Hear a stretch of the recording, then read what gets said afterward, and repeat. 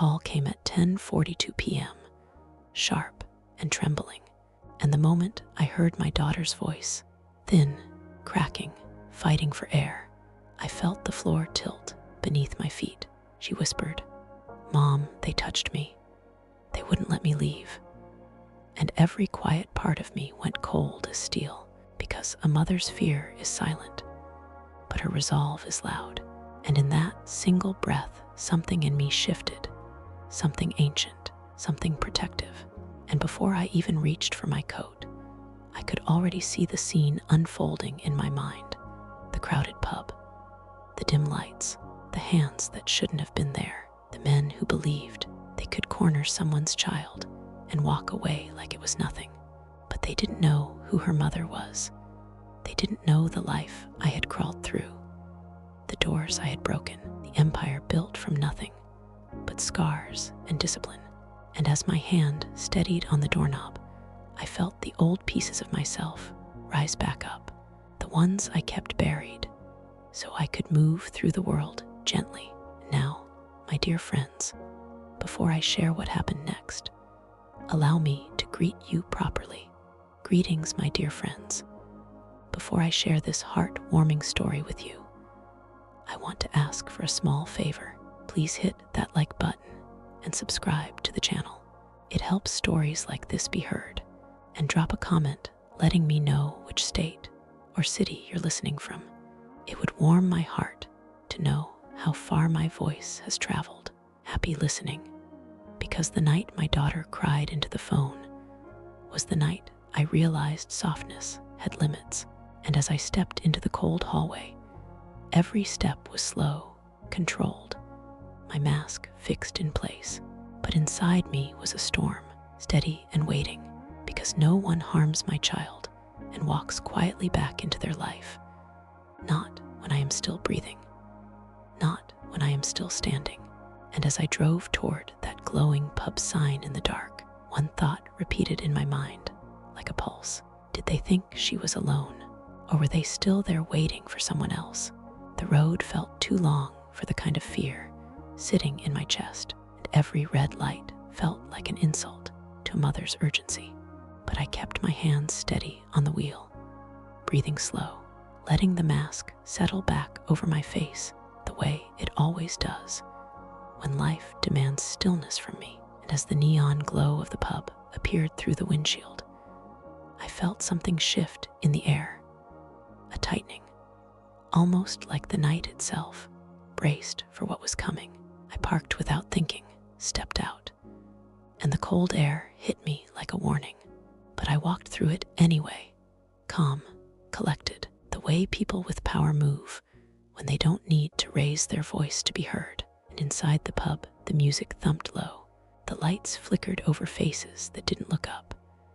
But I scanned every corner until I saw her, my daughter, sitting against the wall, arms wrapped around herself, her eyes swollen, her phone clutched tight, as if it was the only safe thing she had left. And when she saw me, she didn't run into my arms. She didn't speak. She just blinked, slowly, like she couldn't believe I was real. I sat beside her, close enough for her to feel me, but careful not to push her. And I asked only one question, quiet and controlled. "Where are they?" And she lifted her hand, weakly, pointing toward a table of 3 men laughing too loudly, too comfortably, like the world owed them the right to behave without consequence. My daughter's fear was a story they would forget by morning. I looked at her again, at the way her fingers trembled, and something fierce settled into place inside me. Because there are moments in a mother's life where she doesn't get to choose gentleness. And as I stood up and smoothed my coat, I felt every eye around that table shift toward me without knowing why, because they could sense it. Something had walked in that wasn't here before. And as I took my first step toward them, my daughter whispered the words that changed everything. "Mom, don't look at the 4th one. He's still somewhere inside." Her words froze me mid-step, not because of fear, but because of precision. My daughter was not the type to exaggerate danger. And if she said there was a fourth one, then someone in this room was pretending to be invisible, hiding behind noise and shadows, waiting for a moment that felt safe enough to slip out the back. I didn't turn my head right away, didn't scan the room like someone searching, because predators get bold when they think you're unaware. So I sat back down slowly, letting my coat settle around me. My body angled just enough to see her without making the men at the table suspicious. And in a voice softer than a whisper, I asked her, "How did he look at you?" Because eyes tell the truth long before actions do. She swallowed, her throat tight, and said, "He didn't look away, not even when I cried." And that one sentence pulled something sharp through me, something old, something dangerous. But I kept still, my hands resting gently in my lap as I allowed the scene to move around me like a slow current. The three men at the table were loud enough to draw attention, but not loud enough to compensate for guilt. And that alone told me the fourth one had more authority, more confidence, the kind that didn't need to show itself publicly. I scanned the reflections in the bar mirror, faces, jackets, restless hands, and there, near the edge of the counter, half turned away, pretending to be engrossed in his drink, was a man whose posture didn't fit the room, shoulders too tight, neck too rigid, fingers tapping in a rhythm that matched the uneasy pulse in my daughter's voice. He wasn't drinking. He was watching the exit, waiting for one clear path to disappear. But I learned long ago that silence is often more powerful than confrontation. So instead of approaching, I reached for my daughter's hand and said in a calm tone she had heard since childhood, the tone that meant things are about to change, "Stay right here, don't look up, and whatever happens next, remember I'm in control." And as her breathing steadied for the first time that night, I stood again, this time with purpose. And the moment I stepped toward the bar, the man, pretending not to notice me, tightened his jaw, reached subtly for something in his pocket, and shifted his weight, like he was preparing to run. I watched the subtle shift in his stance, the way his heel angled toward the back door, the way his fingers brushed the inside of his jacket, like he was checking something he wanted close when he ran. And in that moment, the entire room felt smaller, every sound sharper, every breath heavier. I moved toward the bar with the same steady pace I used when negotiating million-dollar contracts, a controlled calm that unsettled people more than raised voices ever could. And as I approached, he tried to tilt his head further away, pretending he didn't notice me closing the distance. But guilt has its own gravity, and it pulled his shoulders tight enough for me to read everything he was trying to hide. I didn't speak at first. Silence, when held long enough, exposes character. And after a few seconds, he finally glanced at me, quick, nervous, like a man checking if a storm had reached him. I set my hand lightly on the counter, not blocking him, not threatening him, just present, and said in a quiet tone, "You were at that table." And even though I gave him room to deny it, he didn't. His jaw locked, his breath caught, and his grip on the glass tightened until a small crack formed at the rim. He whispered, "I don't know what you're talking about." But his eyes flicked, not at me, not at the door, at my daughter. And that single glance stripped him of every lie he thought he could use. I leaned in just a fraction, letting him see the calm on my face, the calm that comes before decisions that change entire families. And I said, "She pointed at you without looking up. That tells me enough." And for the first time since I walked in, he looked scared, not of me, but of the truth he knew was closing in around him. He shifted again, that same backward motion toward escape, toward the door he believed would save him. And with that tiny movement, the room felt colder, because I understood something I hadn't before. This man wasn't running because he was guilty. He was running because someone else in the room told him what to do. And just as that realization settled, the pub door opened behind me, letting in a gust of wind and a figure whose presence shifted the whole atmosphere, making even the loud men at the table fall silent. And I knew instantly this wasn't over. It was only beginning. The door swung open with a slow, heavy force, as if the night itself pushed someone inside. And the moment the cold air brushed across my back, I felt my daughter flinch beside the wall, her shoulders tightening, her breath catching in a way that told me she recognized the presence long before I turned to see it. I didn't move right away.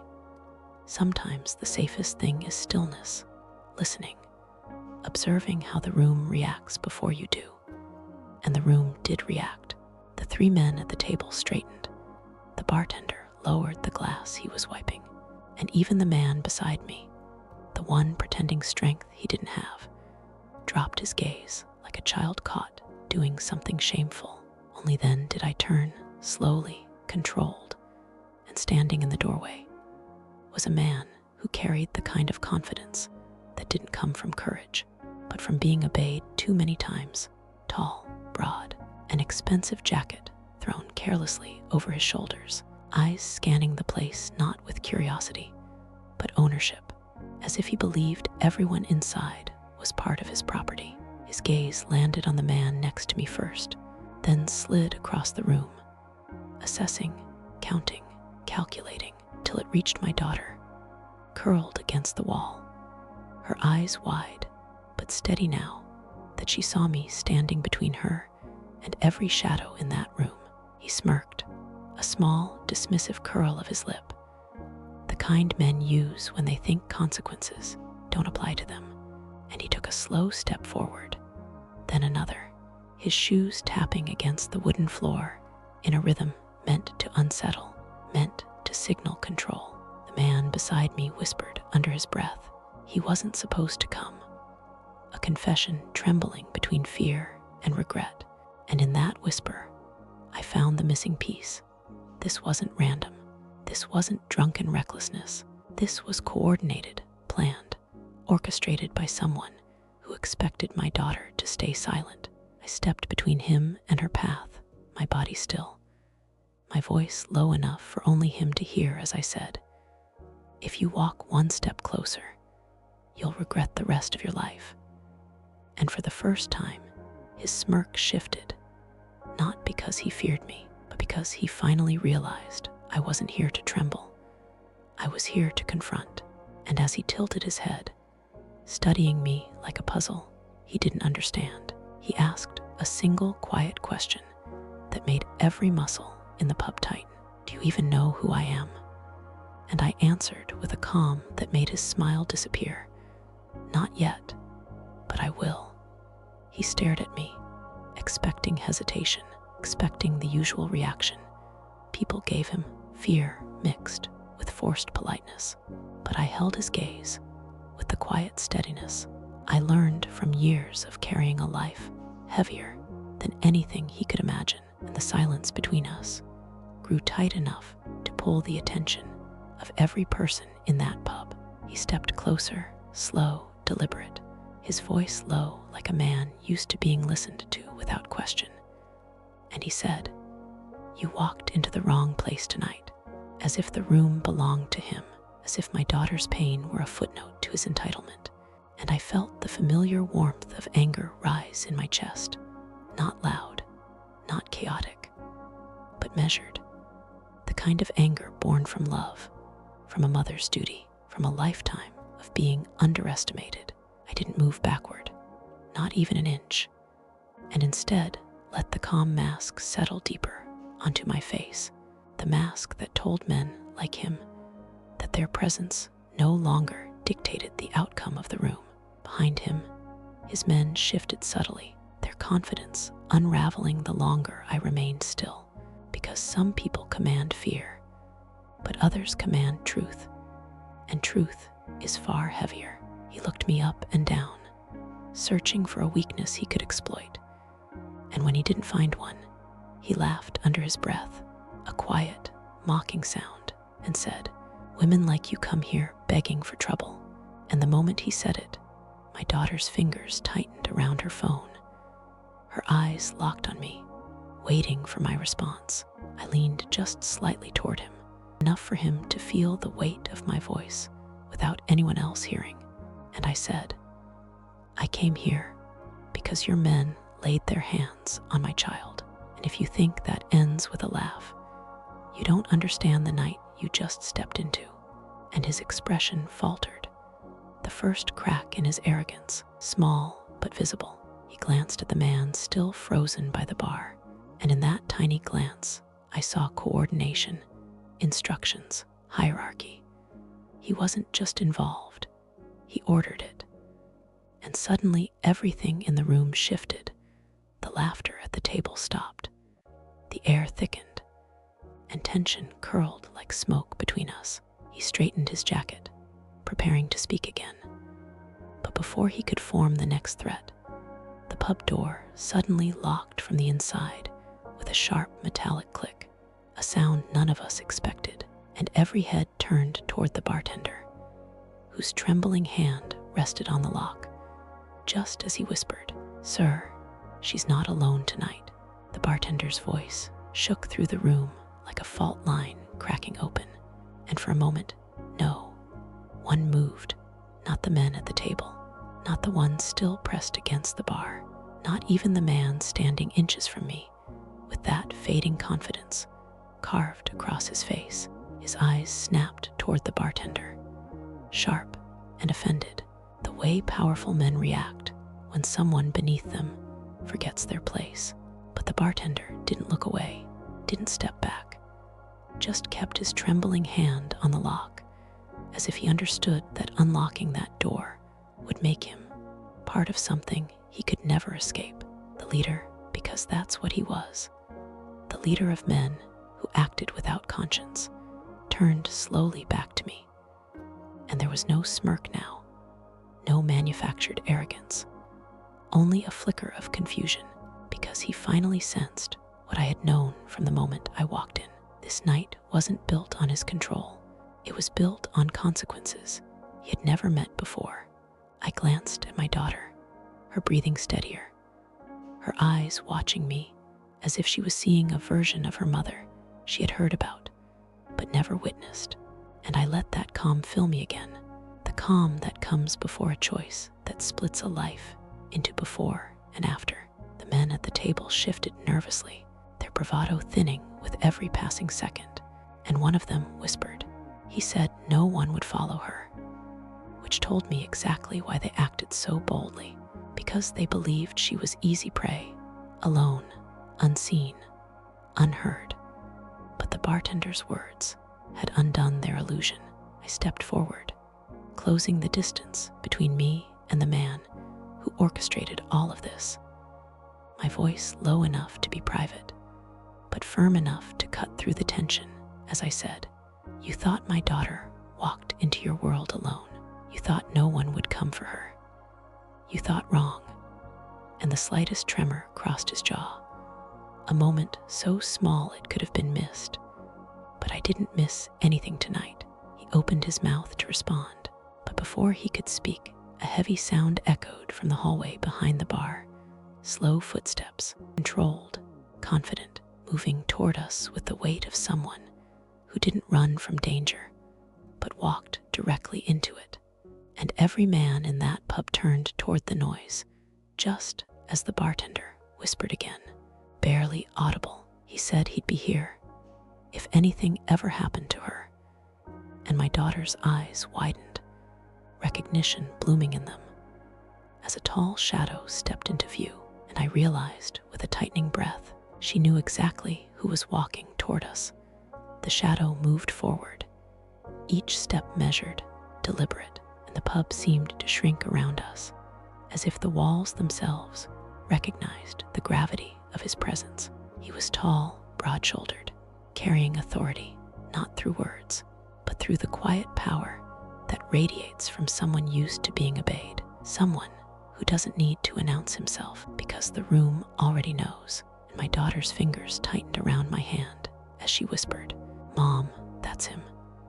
Her voice barely audible, but carrying the weight of fear and relief all at once. And I felt the old protective instincts stir inside me, stronger than any anger I had felt so far tonight. The men at the table froze, their bravado crumbling like sand through fingers, eyes darting between him and me, realizing that the dynamic had shifted, that the control they thought they had was gone. The man who had harassed my daughter shifted subtly, his jaw tightening, hands moving slightly, as if weighing options he didn't have. And for the first time since I arrived, I noticed a flicker of panic in his eyes, small but undeniable. The newcomer's gaze swept the room, assessing, calculating, then finally landed on the man beside me, the one who had tried to act dominant. And he didn't speak. He didn't need to. The message was clear, and I could feel the tension tighten in every corner. Consequences had arrived, and there would be no running tonight.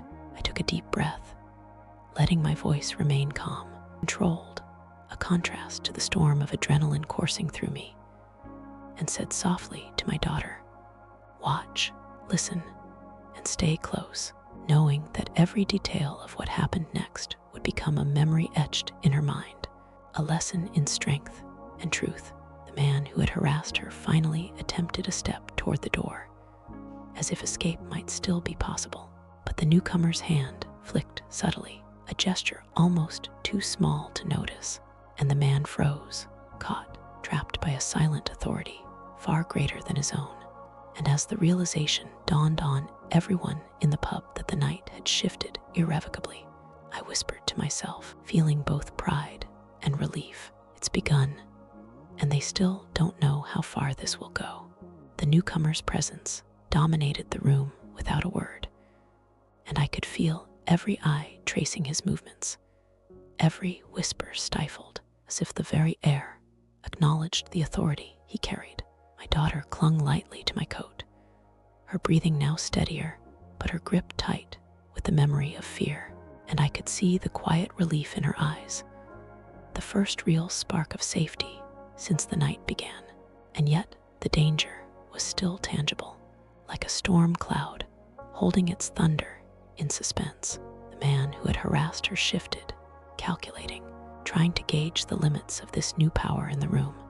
But each subtle movement he made was mirrored by tension in his allies, the three men at the table, their confidence crumbling, their hands moving nervously over empty glasses, over purses, over the counter, as if they could reclaim some illusion of control. The tall figure from the hallway scanned each of them with precision, his gaze cutting into the space around the table, reading every expression. And I realized that his role was simple, yet terrifyingly effective. He didn't need to speak, because presence alone told them their choices were no longer theirs to make. I reached for my daughter, pressing a finger to her lips, signaling silence, and in that quiet connection, I reminded her that control doesn't always shout. Sometimes it waits, it watches, it allows the enemy to reveal himself. The man who had harassed her swallowed hard, attempting a weak smile, a half step back toward the door. But the newcomer's eyes narrowed, his head tilted slightly, and that tiny gesture anchored the man in place, like gravity refusing to release him. And I saw the flicker of realization pass across his features, the understanding that escape was no longer an option.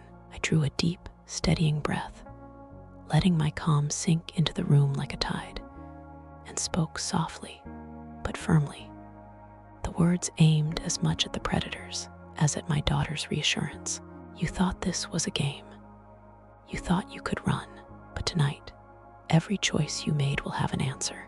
And even as the words settled, I felt a shift in the air, a subtle movement from the fourth man, the one who had been hiding, still unknown to the others, his shadow stretching along the back wall like a promise of more.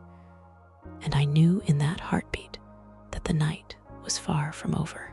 And the hardest part was still to come. The tension in the pub had thickened to a tangible weight, pressing against the walls, the ceiling, the very floor beneath our feet, and I could feel it in every line of my daughter's body as she stood close beside me, her fingers lightly grazing mine, a silent plea to stay steady, to stay calm, to let me lead. The three men at the table fidgeted, their bravado eroding with each heartbeat, their eyes darting nervously to the newcomer, whose presence alone had dismantled their illusion of safety. And I realized that fear can be contagious, passing from one person to another like a quiet wind, until even those who thought themselves untouchable begin to shake. The man who had harassed my daughter attempted another step toward the door, but the newcomer's glance cut him down before he could move. A mere tilt of the head, a small shift of the weight, and the man froze, a puppet with invisible strings. And in that moment, I saw every detail: the twitch in his hands, the shallow rise of his chest, the way his knees seemed to question their loyalty. And I understood that the night was no longer ours to observe. It was ours to control. I leaned slightly closer to my daughter, my voice low and calm. Watch carefully. Everything that happens now is a lesson in truth and consequence. And she nodded, eyes wide but attentive, absorbing every subtle movement, every flicker of intention, every pause in the heavy air. And then the subtle sound of a shoe dragging slightly against the floor, soft, calculated, almost hidden by the hum of the pub, made my head tilt ever so slightly, because I knew it wasn't one of the three men at the table. It wasn't the one beside me. It wasn't even the newcomer. It was the fourth one, the one she had warned me about, the one hiding in plain sight, still invisible to the others, still confident that he could slip through unnoticed. His presence was a pulse I felt before I saw him, a slow, deliberate rhythm that signaled he was preparing, waiting for the right moment. And as he shifted his weight toward the shadows behind the bar, I realized the truth of what my daughter had said hours ago. This night would test more than fear. It would test strategy, courage, and who truly held the power in this room. And I knew, without a single doubt, that the next move would change everything. The fourth man's presence pressed against the edges of my awareness, a quiet, calculated threat lurking in the shadows, and I could feel the tension coil in the room like a living thing. My daughter's fingers brushed mine, seeking the reassurance only I could give, and I let her feel the steady rhythm of my heartbeat beneath the mask I wore so effortlessly, the calm that betrayed nothing of the storm inside me. But the storm was there, sharp and precise, ready to strike. The three men at the table exchanged nervous glances, their whispers meaningless against the silent authority emanating from both me and the newcomer. And even the bartender seemed frozen, hands hovering over the counter, as if expecting disaster to unfold. The man who had harassed my daughter shifted again, inching toward the door like a predator reassessing prey. But each movement betrayed him further, every subtle twitch revealing panic he could no longer contain. My eyes flicked toward the shadows, where the fourth man lingered, noting the way he calculated distances, measured angles, testing the room as if the walls themselves were obstacles in his favor. And I realized that his arrogance was fueled by one dangerous assumption, that no one knew he was there. I leaned slightly closer to my daughter, whispering, "Watch him. He's the one who thinks he can run this game alone." And she nodded, eyes wide but attentive, catching every micro movement, every silent signal, learning the way a child observes the predator she cannot yet stop. The newcomer shifted his stance subtly, his hand brushing the edge of the bar, signaling a readiness I could feel in my bones. And I understood that he was preparing to counter the hidden threat even before it acted. The man at the table finally attempted to speak, words catching in his throat, and I allowed the pause to stretch, letting his fear settle into every corner of the room before I spoke softly, deliberately, just loud enough for him to hear. Every secret is visible tonight. Every shadow betrays its owner. The shuffle from the shadows was deliberate, precise, and I could feel the pulse of the room shift instantly, like a subtle tremor, announcing the arrival of danger too calculated to be random. My daughter pressed lightly against my side, eyes wide, her fingers clutching the fabric of my coat, and I let her feel my calm, the mask of control that concealed every thought racing through my mind, every memory of lessons learned too late by men who underestimated a mother's reach.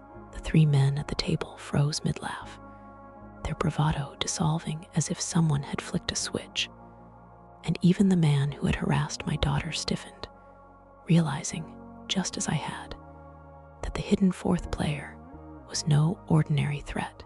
He was a strategist, patient, observant, a shadow designed to unsettle, to exploit weakness. And tonight, he had chosen his moment. The newcomer, tall and commanding, shifted slightly, just enough to signal readiness without giving away intention, and I felt the air tighten, every movement in the room slowing, as if the walls themselves were holding their breath, waiting for what would come next. I stepped closer to my daughter, keeping my eyes trained on the subtle shift in the shadows, whispering, "He thinks he's unseen, he isn't." And she nodded, quiet now, understanding that observation is sometimes as lethal as action. The man beside me, the one previously pretending strength, tried to inch toward the door, a futile motion that revealed his panic, and I could see in his eyes the recognition that he had miscalculated entirely, that tonight was no ordinary encounter, and consequences were not negotiable. The fourth man's outline moved again, closer to the table, closer to the ones who had thought this would be an easy evening, and I realized with a tightening in my chest that patience was his weapon, while mine was presence, calm and unwavering, and that tension was about to snap in ways no one yet could predict. I inhaled slowly, masking every flicker of emotion, letting the room fill with silent dread, and whispered to my daughter, "Remember, courage isn't loud, it's steady." As the shadow stepped fully into the flickering pub light, revealing himself just enough for everyone to understand that tonight, nothing hidden would remain safe, and the next move, whoever made it, would change everything. The shadowy figure finally stepped into view, his presence a silent command that pulled every eye toward him, and I could feel the shift in the room's energy, heavy and undeniable, as if the walls themselves were holding him in place, forcing the men at the table, the one by the bar, even the newcomer, to acknowledge his authority. My daughter's hand pressed lightly into mine, seeking the reassurance that she had learned to trust over years of watching me navigate impossible situations, and I let her feel the steady rhythm of my heartbeat, slow and controlled, as I assessed the fourth man, noting every detail, the way his shoulders were squared, his eyes scanning for leverage, the subtle twitch of his fingers that betrayed planning, the measured timing of his movements, all the signals of someone who had never been caught unprepared.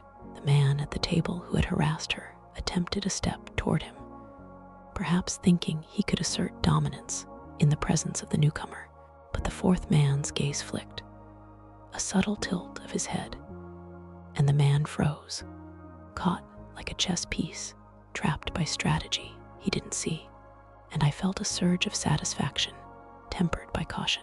Knowing the night's danger was far from over, I whispered to my daughter, low enough for only her to hear, "Notice everything, strength is quiet, patience is louder than screams." And she nodded, absorbing each nuance, eyes wide but steady, her fear mingling with fascination. realizing that power is measured not in violence, but in presence. The newcomer mirrored my observation. A subtle shift in his stance, a gentle tightening of his hands near the edge of the bar, signaling readiness, and I understood the unspoken alliance forming in the room. Two forces poised against a hidden third, and each movement carried meaning beyond the immediate. The air in the pub thickened with anticipation, every heartbeat loud, every breath a countdown, and the fourth man, confident but wary, took a deliberate step closer to the table, testing reactions, gauging loyalty, seeking a weakness, and as he did, the man who had harassed my daughter glanced nervously at him, then at me, and realized he had underestimated not just a mother, but a room of calculated strength converging in his direction. Just as the tension peaked, my daughter's whisper cut through the heavy silence. "Mom, he's going to make his first move." And in that moment, I knew with absolute certainty that the night's true reckoning was about to unfold. The fourth man's step echoed softly across the wooden floor, deliberate and controlled.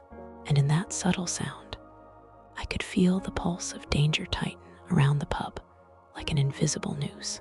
My daughter's grip on my coat was firm now, but steady, her wide eyes trained on him, as if she could anticipate what he would do before even he decided.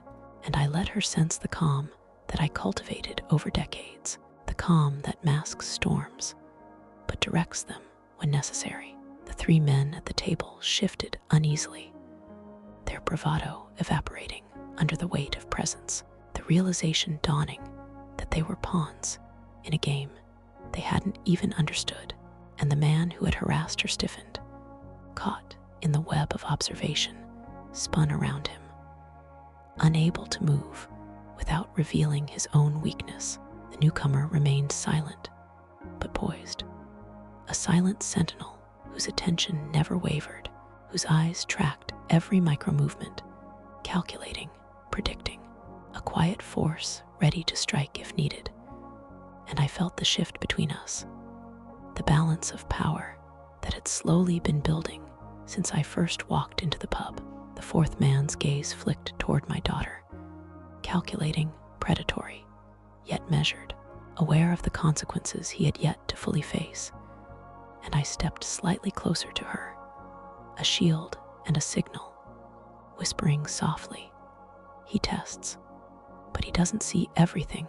Watch him." And she nodded, the first real understanding of vigilance and control settling in her young mind.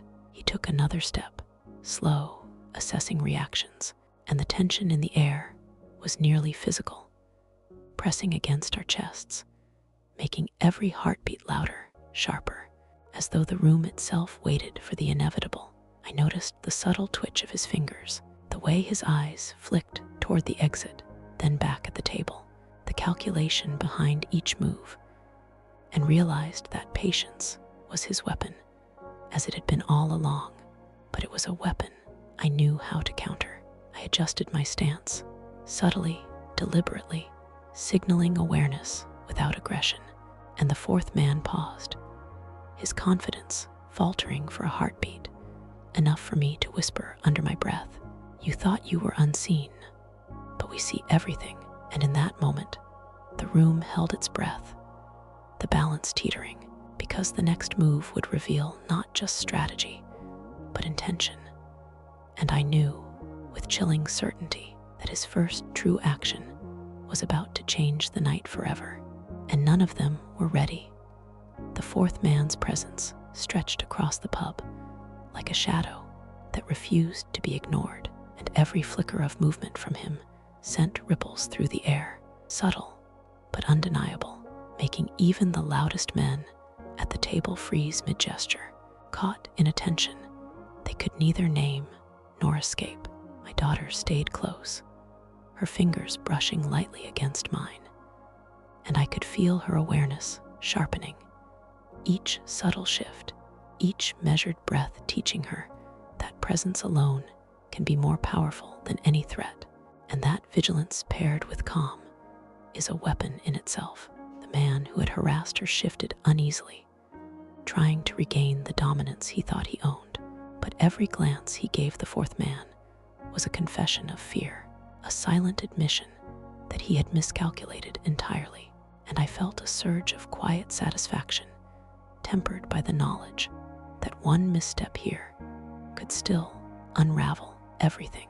The newcomer, tall and imposing, remained beside me, his gaze slicing across the room with precision, reading microexpressions, calculating the next sequence of moves, a calm counterbalance to the volatile presence emerging from the shadows. And I knew in that moment that our combined awareness formed a barrier no one could breach without consequence. The fourth man's steps slowed, deliberate, testing boundaries, gauging the reactions of each person around him, and the subtle drag of his shoe against the floor made the faintest echo that spoke louder than words, a signal to the others that action was imminent. But none dared move prematurely. I leaned slightly toward my daughter, whispering, "Notice how he tests. Confidence without understanding is empty." And she absorbed it, eyes wide but sharp, realizing that power isn't in force alone, but in knowledge, in reading, in patience. And then the tension snapped like a wire under pressure as the fourth man made the smallest but most telling motion, a shift in his stance that revealed his intention fully. And I knew instantly that the next move wasn't just calculated, it was the beginning of his challenge. And the entire room, every person within it, had no idea what was about to be unleashed. The fourth man's subtle shift was almost imperceptible, a tilt of his shoulder, the micro angle of his wrist. But I saw it immediately, and in that instant, the air in the pub thickened, every heartbeat louder, every breath taut with anticipation, as if the room itself sensed the pivot point of the night approaching. My daughter pressed lightly against my side, silent now, eyes scanning, absorbing every nuance, every microexpression, learning what it means to read danger and hold courage in tandem. And I let her feel the steady rhythm of my presence, the calm that hides the storm beneath. The men at the table shifted uneasily, their confidence unraveling with every second, realizing they were trapped in an equation they could neither control nor predict. And even the one who had harassed her tried to adjust his stance, to reclaim some illusion of dominance, but every movement betrayed him further, exposing fear that had no mask. The newcomer remained poised, silent yet radiating authority, a counterbalance to the emerging threat, his gaze never leaving the fourth man, reading, calculating, prepared for whatever move might come. And I knew that together, our presence created a net that would catch every false step. The fourth man's eyes flicked briefly toward the exit, measuring distance, timing, options, and I could see the plan forming in his mind. Each thought calculated, yet underestimating the consequences of the room, of the mother, of the ally beside me. I whispered to my daughter, "Notice patience is a weapon, but exposure ends it." And she understood instinctively, her breathing steady, her mind sharp, witnessing the delicate balance of threat and control. Then the fourth man made his first decisive motion, a deliberate reach toward his jacket, and every muscle in the room tensed, the hum of fear stretching taut like a wire ready to snap, because I recognized the preparation of something more than intimidation. He was ready to act, ready to assert, ready to challenge. And as I shifted slightly, stepping into his line of sight, the weight of my presence hitting him fully, I whispered under my breath, "You don't know who you're facing yet." And at that instant, the pub held its breath, the next second pregnant with consequence, because his move would not go unanswered, and the reckoning was imminent.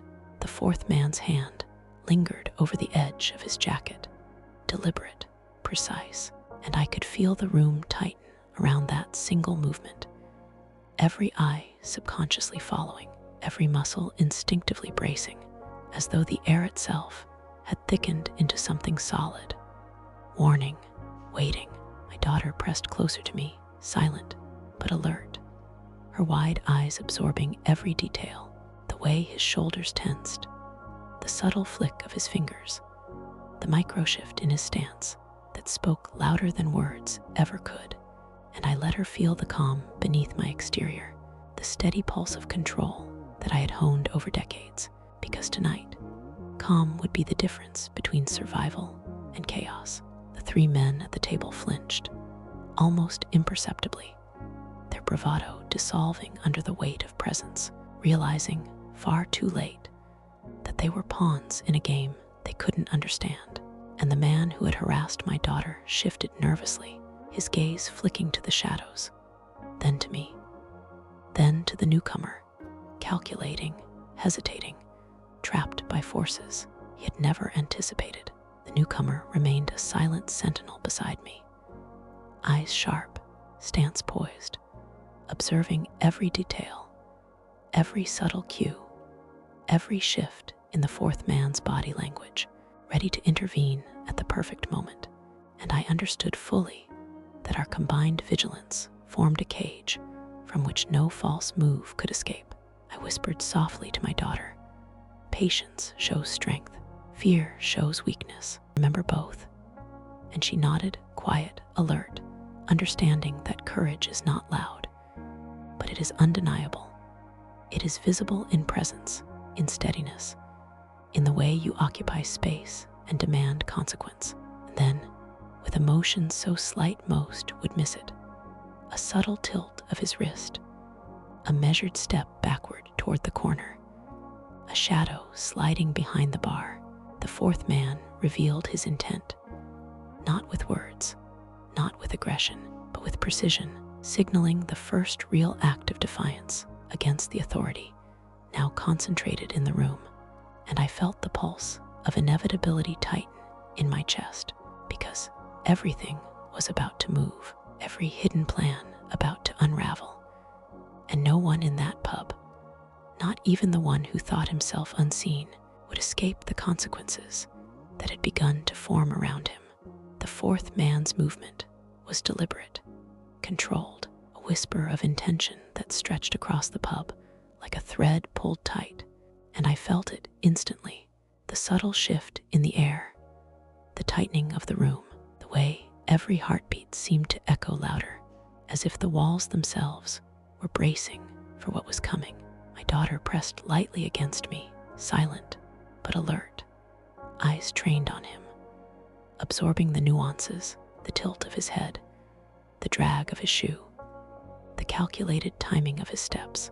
And I let her sense the steady pulse beneath my calm, the calm that has carried me through more than any one person could imagine, because tonight, presence was the most potent weapon. The men at the table flinched, whispering under their breath, their confidence dissolving with each passing second, and the one who had harassed her shifted again, caught in the invisible web that surrounded him, trying desperately to gauge the limits of the authority now inhabiting the room, yet failing to see that he was already outmatched. The newcomer stood beside me, silent, poised, a pillar of controlled power, watching, calculating, ready to intervene at the precise moment necessary. And I felt the synergy of our presence, two forces converging to counter the hidden threat, a mother's instinct paired with calculated precision, both impossible to ignore. I whispered softly to my daughter, "Notice patience is power, precision is authority." And she nodded, silent, processing, understanding that courage is measured not by force, but by timing, by awareness, by the quiet mastery of the space around you. And then the fourth man made his move, subtle but unmistakable, a step toward the back exit, a reach for a shadowed object in his jacket, and the motion revealed everything, his intent, his desperation, his arrogance. And I recognized immediately that the next seconds would dictate everything: control, consequences, and who would emerge from this night unshaken, because his first action had ignited the true reckoning, and it was now impossible to turn back. The fourth man's hand moved deliberately toward his jacket, every millimeter of motion screaming intent, and I felt the shift in the pub like a current snapping taut, a quiet tension that wrapped around every person, every corner, every shadow, pulling focus to the inevitable collision that had been building since the moment I walked in. My daughter pressed against me, her small hand clutching mine, steady now, eyes wide but alert, absorbing every detail, every microexpression, every subtle tell, understanding instinctively that what happens in these moments shapes everything that follows. And I let her feel my calm, the steady heartbeat that masked the storm of calculation running through me. Because tonight, presence was as lethal as action. The three men at the table fidgeted, their bravado evaporating, their whispered words futile against the silent authority of the room, and the man who had harassed her froze, the arrogance draining from his face, replaced with the unmistakable sheen of panic as he realized that escape, deception, or intimidation would no longer work. The newcomer beside me stood unmoving, his gaze locked on the fourth man, posture perfect, hands subtly shifted, ready to act in a heartbeat, a quiet but undeniable pillar of power. And I felt the synergy of our presence, a calculated trap that left no room for error, no place for recklessness. I leaned slightly toward my daughter, whispering softly, "Notice control is unseen until it decides to act." And she nodded, her pupils wide, her attention fixed, learning that the smallest detail, the drag of a shoe, the tilt of a head, the subtle shift in weight, can tell more than words ever could. And then, in a single, fluid motion, the fourth man revealed everything: the object he had reached for in his jacket, the intent behind his eyes, the first truly aggressive step he dared to take. And in that moment, the pub seemed to exhale collectively, a pause pregnant with consequences, because the night had finally arrived at the edge of chaos, and what happened next would not just decide control, it would rewrite everything, leaving no one untouched, no one ready for the reckoning about to unfold. The final moment unfolded like a storm held in slow motion, the fourth man's movement fully exposed, his reach and intent now clear, and the room held its collective breath as the culmination of every subtle shift, every calculated step, every silent observation converged into this single instant. My daughter pressed against me, but no longer in fear. Her grip was steady, her eyes sharp, reflecting understanding and relief, knowing that the danger she faced had been met with unwavering resolve. And I let her feel the calm beneath the storm, the steady heartbeat that had carried us both through the tension, the fear, the uncertainty, until control finally became action. The men at the table, once loud, confident, arrogant, now sat frozen, caught in the weight of consequence. Their bravado dissolved into panic, each microexpression betraying their understanding that the night had shifted irrevocably, and the one who had harassed my daughter was rendered powerless by the combination of vigilance, strategy, and presence. The newcomer beside me remained still, a silent force of authority, eyes unwavering, hands poised, reflecting the culmination of control that had been building since our arrival. And together, we had transformed the room from a playground for arrogance into a lesson in accountability, where every shadow, every whisper, every hidden intention had been revealed and neutralized. I looked at my daughter, and in that brief glance, I saw pride, relief, and the quiet knowledge that courage is not measured by the absence of fear, but by the mastery of it, the ability to face what others think they can hide. And in that moment, the fourth man's challenge dissolved. The pub's atmosphere shifted, the tension released like a drawn bow letting go. And I knew the danger had passed, but the lesson remained etched into every memory, every corner, every heartbeat that had witnessed it. And as we left the room, the quiet weight of the night settling behind us, I turned slightly, smiling softly, and said to the viewer, if you found strength in this story, please hit that like button and subscribe to the channel. It helps stories like this be heard. Thank you for listening, and may courage always find you.